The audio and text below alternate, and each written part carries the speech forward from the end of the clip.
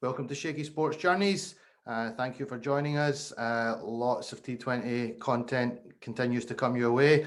Loving it. Feel like I'm part of the journey. Now today I've got a fine guest with me, but I need to start by saying this. About 2 days ago, I sent a tweet out where I didn't attack or suggest wasn't good enough to be in the team. I just thought maybe it was time for a change in the lineup.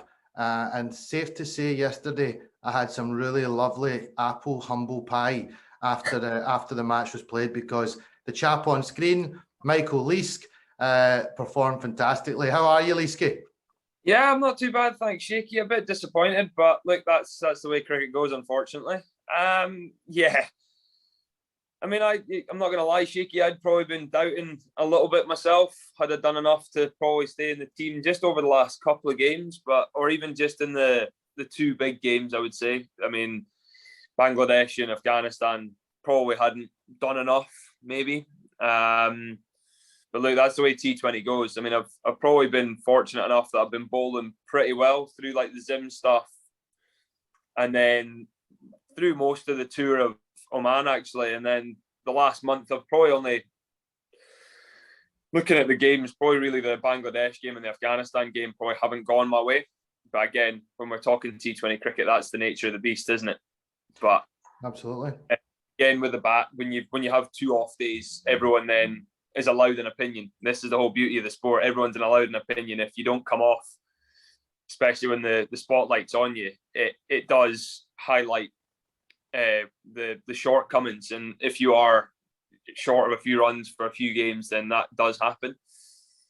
But look, that's the nature of the beast, isn't it? And that's why we play the sport. That's why we love to do what we do. And I'm the kind of guy who doesn't really think too much about what's happened before. It's just about trying to do the best for Scotland, really.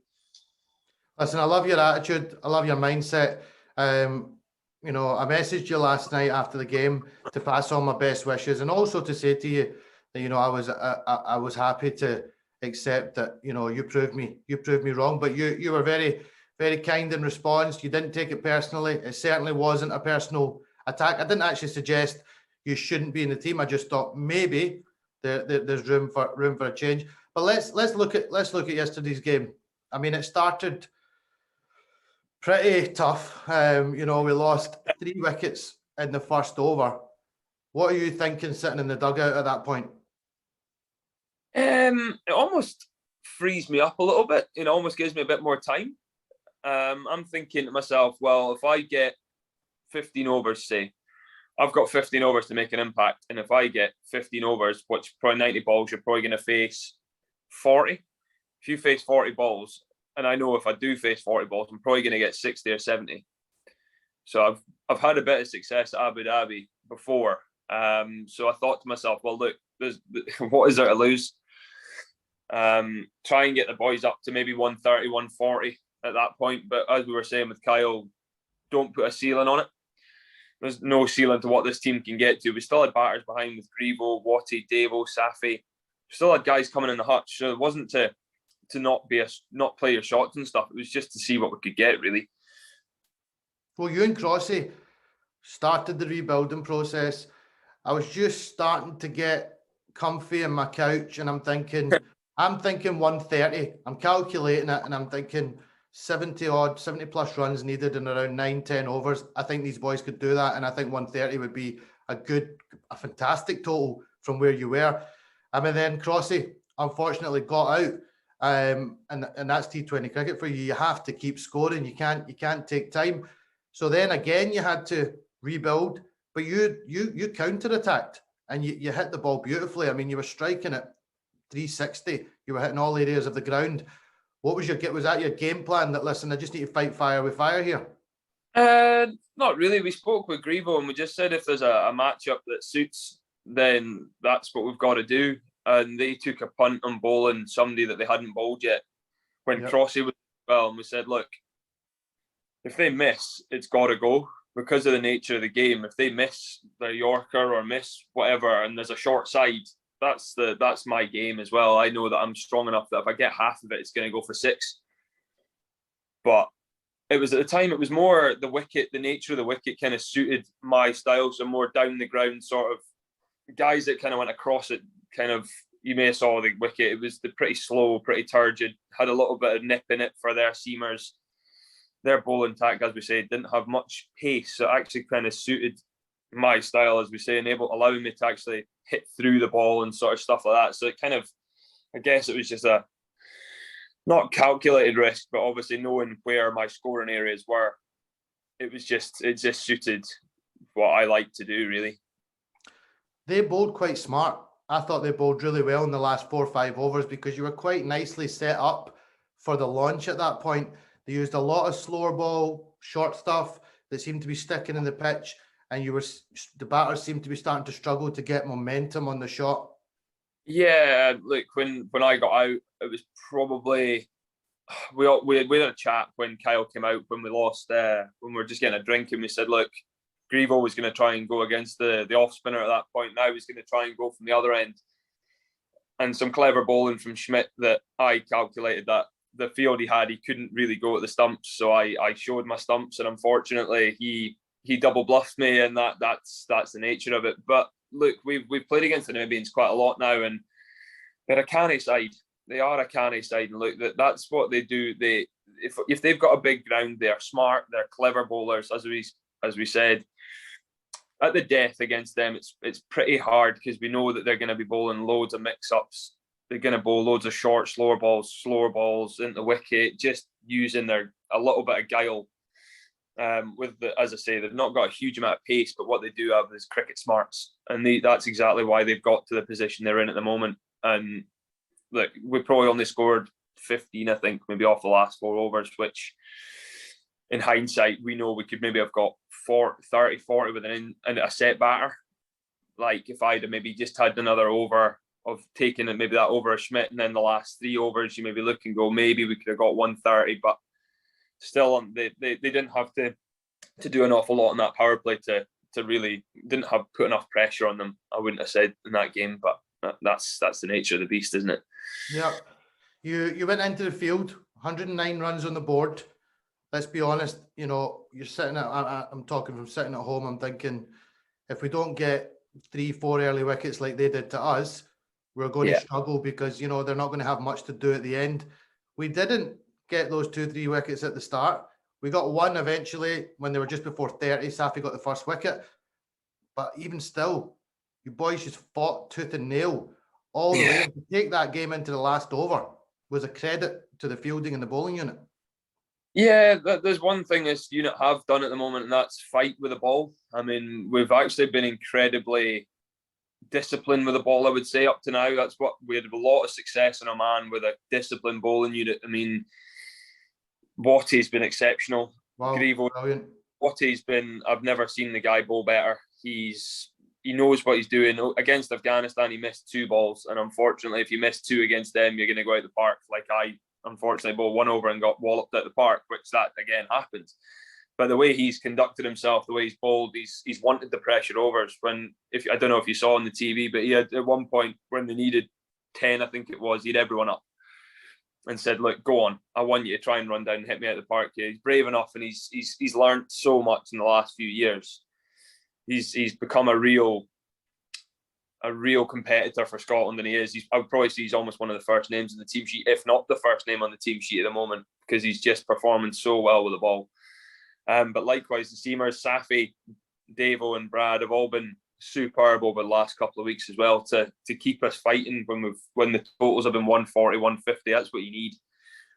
And look, I mean, we've probably been lucky because we've had someone like Grievo come in, and then they've been able to use myself probably quite smartly. And just say if there's a big side or a bigger side, then you can maybe say, look, try and sneak 1 or 2 overs of me out, and then let Grievo and Watty do the heavy lifting of the spin, to be honest, in that middle overs, which has worked out quite nicely, really. You bowled a beauty, mate. I mean, round the wicket, I never thought you could turn the ball that much. I've known you for many years. I've played cricket against you quite a few times. You're quite younger than me, so I never really played any junior cricket. But that's proper high-level bowling there. Is that something you work on? You obviously you use round the wicket quite a lot to right-handers. I thought you were just doing it just to block them up, but you've attacked there and you've bowled a beautiful wicket. I think so, Shaky. I mean, we've said over the wicket probably doesn't look as natural at times, and it opens up both sides of the field for me, I think, in T20 cricket, because as soon as you can almost shut off one side of the field, I'm then going, okay, at least I know if they're going to take me on, they're going to have to go over my fielders, is my thinking, as well as we spent a bit of time before, I think it was the Zim series, me, Crossy, and a couple of, I just said to him, look, what's our best plan of attack here to really nail down what we want to do? And we had those trial series at home beforehand, before the squad got announced, then the Zim series, and then into this. And it's been something that I think, if once I've actually stuck to something and gone, this is how I'm going to attack 50 over cricket, 20 over cricket, that's what I'm going to do. It's allowed me to then tinker with little things like how the ball release and stuff like that. And obviously you can do a little change of pace. And if the wicket's spinning, then round the wicket does help, because I do tend to turn the ball quite a lot on a used wicket. But yeah, lucky enough that one just spun a bit. We kind of gambled saying that he's had the better of me in the past, Erasmus, and said, well, let's see if he wants to take a game on and have mid-off up and see if he wants to go. And looking at it back, it's probably one of my favourite wickets, because it just drifts and spins lovely, and it was probably one of my highlights as a bowler. But like to bowl that and actually watch it back and see the way that things are coming out after the way that other night went, where you get hit for 18 and an over, and you kind of look back and you go, I bowled far too full, I bowled far too slow, and you go, okay, right, so the next game you've got to be more disciplined and hit that top of that bails, and to actually bowl the one that hit the top of the bails, you kind of go, well, that's why you do the work off the park as well to earn that wicket, I guess. Oh, listen, it was good. It was beautiful viewing. Seen a nice image that you retweeted. Somebody's done an analysis of it, and you must be just licking your lips, thinking, "I want to bowl more balls like that." Let's not beat around the bush. I know you boys are going to be absolutely gutted. Those were the two games that you would have been going into thinking, if we win those two games, you never know. Unfortunately, we've come out at the other side of winning those two games, and now you have 3 fixtures ahead of you against 3 fairly decent teams: New Zealand, India, and Pakistan. What's the morale like in the camp? Is it excitement? You know, you've got nothing to lose now. You know, go out, the way I see it is, go and express yourselves. Yeah, look, yesterday hurts. Afghanistan hurts. It's never nice losing. You know what it's like. It's never nice losing a game at all. Club cricket, be it any cricket, losing hurts. But I think the last 2 days of, especially the way we have been playing up to now, of course it hurts, and we were always trying to fight and bounce back. But look, the way this squad is, we've got a hell of a good squad here, and it only takes one guy to get 3-4 wickets, or do a Trumpelman like they did the other day and get 3 in the first over. You never know. Safi might get 3 in the first over, like against New Zealand or India, and you just never know. I mean, you just never know. T20 is such an exciting game that it takes one guy to come off. Like Munns might come off and belt them everywhere. You just never know. I mean, guys are actually batting really well. We've just not had the luck of the green, really. But I mean, that luck of the green might change and come our way. So I mean, yeah, I was going to say, like, going into the tournament, the biggest thing I was excited about, I knew you had a fairly decent bowling attack. I knew you were going to front up, you were going to fight in the field, you were going to hunt in packs, and you have done that superbly. But the batting lineup, looking at it going in, it's probably one of the most exciting batting lineups we've had going into a tournament. Unfortunately, it hasn't quite clicked. I mean, even the Bangladesh game, it was the lower order that got us up to that total, and then the boys bowled and fielded superbly. Why are our batters not clicking at the moment? I mean, you're saying, and I've spoken to a lot of the boys, they're all hitting the ball well, but why is it not quite coming together in game day? I can't answer that one, honestly. I mean, I can only answer for myself, and I guess T20 is such a funny old game that a decision can be umpire's call, and now because of DRS, umpire's call stays with the umpire. We've had 2 of them in the last game with Richie twice in the last 2 games, both umpire call. That's not out, that goes our way. You know, just little things like that can, a little slice of luck, if that gets given not out, it stays with us. Role reversal, it gets given out, it stays with them. The little rub of the green like that for 3 of our batters in the Afghanistan game, it goes our way. You never know.